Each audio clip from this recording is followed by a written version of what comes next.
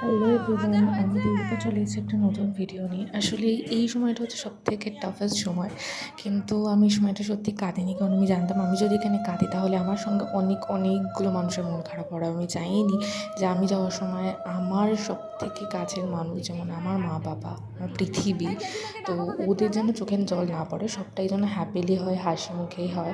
আর আমি তো আসবো যাবো এরকম তো হবেই, তো আমি চাইনি যে আমি চলে যেতে যেতে যেন কারোর কেউ কাঁদুক, বা আমার মামা মামি আমার বাড়ির লোকেরা যেন আমাকে প্রচণ্ড ভালোবাসে।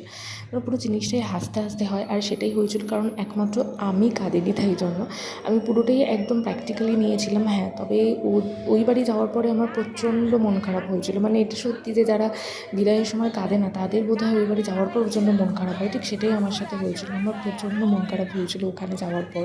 তখন আমি রিয়েলাইজেশন করছি, বাবা আমার সব কিছু, মানে আমি আমার বিছানায় প্রত্যেকদিন ঘুমোতে পারবো না, আমার এখানে আমি প্রত্যেকদিন থাকতে পারবো না, এই সমস্তগুলো বারবার মনে হচ্ছিল আমার।